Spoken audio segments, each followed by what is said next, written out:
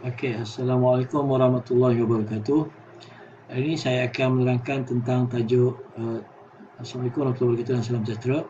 Hari ini saya akan menerangkan tentang tajuk bab 8 iaitu membina kemakmuran negara. Okey, fokus kita pada tajuk kali ini ialah iaitu berkaitan dengan pembentukan DEB dan juga pelaksanaan DEB. Okey, apa maksud DEB? DEB ialah Dasar Ekonomi Baru. Dasar Ekonomi Baru inilah satu rangka yang telah dibentuk oleh MAPEN ataupun dikenali sebagai Majlis Perundingan Negara yang ditubuhkan pada Januari 1970. 1970 yang bertujuan untuk mengadakan satu garis panduan bagi negara untuk membina kerjasama kaum dan integrasi nasional supaya dapat memupuk satu identiti kebangsaan. Maka ahli-ahli MAPEN ini, iaitu Majlis Perundingan Negara ini, yang terdiri daripada pakar-pakar perancangan DEB ini, iaitu Dr. Rais Saniman, Dr. Jasvila telah terbentuknya DEB, iaitu Dasar Ekonomi Baru yang mengambil masa selama 20 tahun untuk dilaksanakan. Ya, masa yang telah diambil adalah selama 20 tahun dan melibatkan empat rancangan, iaitu rancangan Malaysia kedua, rancangan Malaysia ketiga, rancangan Malaysia keempat dan rancangan Malaysia kelima yang melibatkan satu rancangan Malaysia itu selama 5 tahun. Jadi melibatkan jumlah sebanyak 20 tahun dan dikepalai oleh Tunku Abdul Razak, Perdana Menteri kita yang kedua. Okey, seperti mana yang awak maklum bahawa terdahulu sebelum pada bab 7 kita telah belajar tentang Mageran, iaitu Majlis Gerakan Negara yang ditubuhkan pada 16 Mei 1969 hingga 23 Februari 1971 kerana berlakunya peristiwa berdarah di negara kita, iaitu peristiwa 13 Mei. Hasilnya di antara yang telah ditubuhkan dalam perancangan Mageran itu tadi, Majlis Gerakan tadi, ialah menubuhkan Majlis Perundingan Negara. Majlis Perundingan Negara, Jabatan Perpaduan, mengekalkan akta hasutan, membina akta hasutan dan menyusun semula politik negara. MAPEN ni tadi telah dalam perancangan mereka telah menubuhkan mencipta satu dasar, iaitu Dasar Ekonomi Baru dan juga Rukun Negara. Hari ini kita akan fokus tentang Dasar Ekonomi Baru. Okay, Dasar Ekonomi Baru ini atau DEB ini adalah dikenali sebagai serampang dua mata. Yang pertamanya adalah untuk membasmi kemiskinan rakyat, yang mana kita tahu bahawa rakyat di kampung-kampung miskin berbanding dengan rakyat-rakyat di bandar. Selain itu juga mereka juga DEB ini adalah untuk menyusun semula masyarakat yang mana faktor letaknya tidak sama. Contohnya Cina terletak di bandar-bandar, Melayu terletak di kampung-kampung, India di estate-estate, dan juga kita dapati bahawa masyarakat di luar bandar, bagaimana keadaan mereka yang penuh dengan kehidupan hanya sebagai petani dan nelayan berbanding masyarakat di bandar, masyarakat di pantai timur, berbanding dengan masyarakat di pantai barat. Ini semua telah diadakan untuk menyusun semula dasar ekonomi kepada rakyat oleh negara kita pada masa itu yang bermula pada tahun 1970 sehingga 1990. Baik, antara matlamat DEB seperti mana kita tahu ialah untuk membasmi kemiskinan, menambah pendapatan dan memperbanyakkan peluang pekerjaan. Dan menyusun semula masyarakat pula melibatkan Bumiputera dengan Bukawaputera, kawasan Pantai Timur dengan Pantai Barat, masyarakat desa dengan bukan masyarakat desa. Semua ini berlaku di antara negeri-negeri kerana dasar pecah dan perintah yang telah dilaksanakan oleh Inggeris terdahulu. Baik, bagaimana pelaksanaan dasar ekonomi baru ini? Dasar pelaksanaan ekonomi baru ini telah dilaksanakan melibatkan 8 perkara utama yang telah diberi tumpuan dalam kerangka dasar ekonomi baru itu tadi. Iaitu, yang pertamanya ialah meningkatkan taraf hidup rakyat. Meningkatkan taraf hidup rakyat ini bermakna satu rangka telah dibuat, iaitu daripada orang luar bandar ini, kita tahu mereka ini miskin, kena perlu dibantu. Jadi telah digerakkan melalui koperasi-koperasi pertanian seperti sekiranya di kampung-kampung dia ada apa? Dia ada MADA iaitu yang bertindak sebagai membantu petani-petani sawah padi dan sebagainya dengan memberi khidmat nasihat, memberi subsidi benih dan baja padi, kemudiannya memberi kemudahan kredit kepada mereka serta memasarkan hasil pertanian mereka di pusat-pusat kemajuan peladang lah. Okey, ini menunjukkan bahawa kerajaan telah merangka satu strategi untuk meningkatkan taraf hidup rakyat. Manakala di bandar pula, mereka telah memajukan dengan mengadakan pelbagai industri serta perniagaan yang membuka peluang pekerjaan. Secara tak langsung ianya akan membuka peluang pekerjaan kepada masyarakat kampung datang ke bandar. Seterusnya mereka mendapat kemudahan asas seperti pendidikan, elektrik dan air. Ini adalah strategi yang pertama. Strategi yang kedua adalah rancangan buku hijau. Apa itu rancangan buku hijau? Rancangan buku hijau ialah satu rancangan di mana kerajaan yang dilancarkan oleh Tun Abdul Razak ini pada 20 September bertujuan untuk menambahkan pendapatan rakyat dengan dan pengeluaran makanan yang cukup. Contohnya padi, jelapang padi negara di negeri Kedah supaya dapat membekalkan hasil padi tadi ke negara-negara lain. Selain pada itu, tanah-tanah yang terbiar juga diberi tumpuan untuk diadakan pertanian tadi, pertanian. Sama ada tanaman jangka pendek atau diusahakan secara kebun berkelompok atau diusahakan dengan peternakan lembu, kerbau, kambing, ayam dan sebagainya. Seterusnya pemasaran yang baik oleh agensi-agensi dilantik oleh negara untuk menguruskan projek-projek tersebut. Okay, itu adalah rancangan buku hijau. Dan seterusnya yang ketiga adalah peranan agensi kerajaan.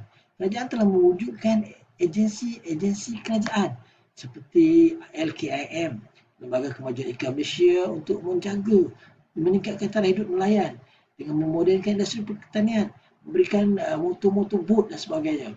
Lembaga Padi Negara semasa bersatu juga, itu yang dikenal sebagai LPN dan sekarang ini dikenal sebagai Bernas, juga telah ditubuhkan untuk mengawasi sektor padi supaya dapat menstabilkan harga padi, beri subsidi kepada petani-petani dan seterusnya akan meningkatkan pendapatan rakyat.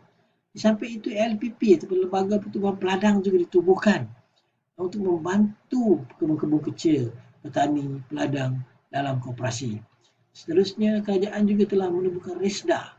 RISDA tadi ialah Research Investment berkaitan dengan pertanian dan penyelidikan getah terutamanya untuk meningkatkan hasil getah. Dan secara tidak langsung agensi-agensi ini telah menambahkan pendapatan rakyat, membuka peluang pekerjaan dan memberi bantuan peralatan yang sepatutnya kepada mereka. Baik, rangka yang keempat yang bukan yang mana kita semua dapati bahawa semua dah tahu iaitu Felda.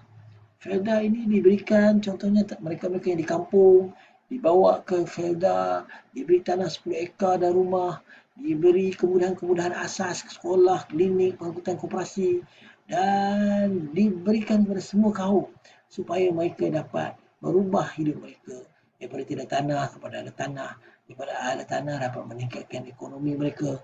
Masa mereka tidak ada duit mereka awal mula, mereka boleh pinjam di koperasi dan sebagainya. Hal ini telah membawa kepada peningkatan ekonomi penduduk itu sendiri, seterusnya akan meningkatkan pendapatan negara.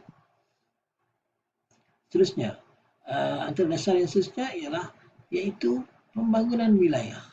Pembangunan wilayah itu tadi. Kalau kita tengok di sini, pembangunan wilayah tadi ini merujuk kepada apa yang dilakukan oleh kerajaan ialah mewujudkan wilayah-wilayah supaya senang kita nak kontrol. Contohnya wilayah Lembaga Kemajuan Terengganu Tengah, dipanggil ke tengah. Jadi pembangunan wilayah ini dalam industri getah dan kelapa sawit ini akan diuruskan oleh ke tengah.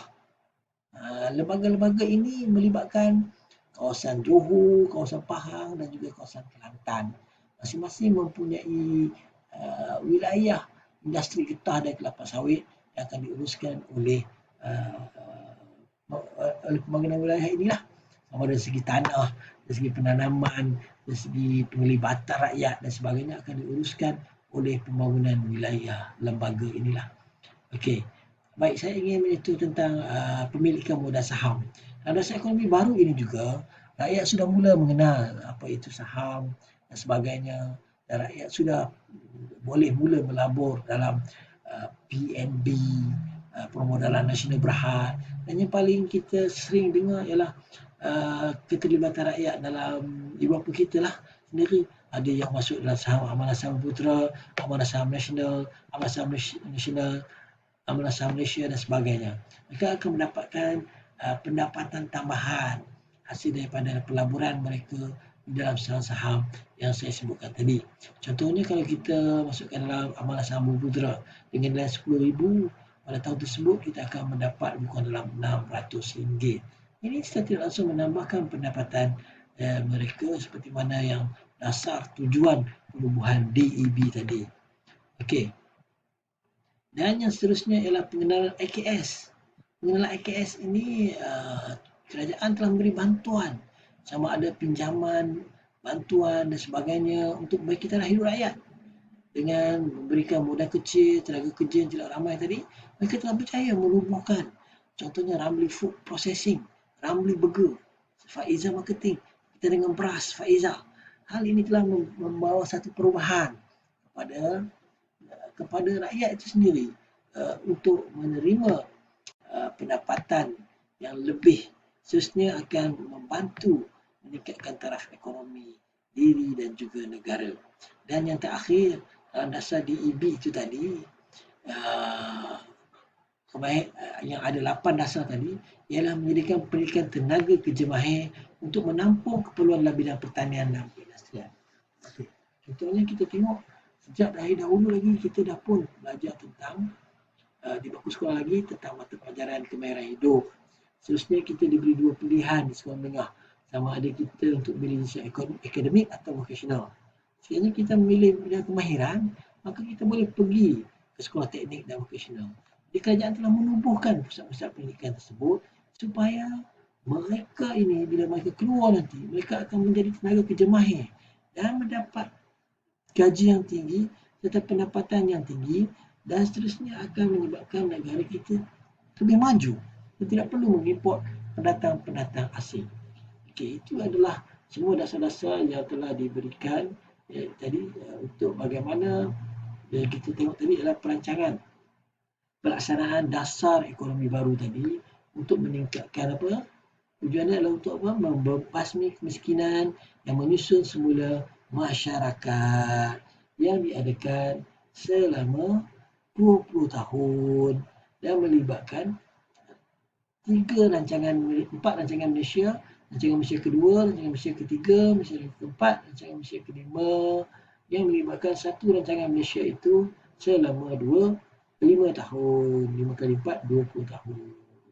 So, jadi itulah sedikit sebanyak yang perlu awak tahu berkaitan dengan DEB ini, iaitu awak kena tahu latar belakang DEB, bagaimana MAPEN telah berjaya membuat satu garis panduan bentuknya dasar ekonomi baru yang diwujudkan selama 20 tahun yang melibatkan tahun 1970 hingga 1990, di mana bertujuan untuk membasmi kemiskinan dan menyusun semula masyarakat, dan akhirnya kita telah berjaya mewujudkan peluang-peluang pekerjaan dan terusnya membasmi sedikit sebanyak kemiskinan serta menyusun semula masyarakat yang telah digogah-ogahkan oleh Inggeris dahulu dengan mengamalkan dasar pecah dan perintah, iaitu Cina di bandar, India di estet dan Melayu di kampung-kampung.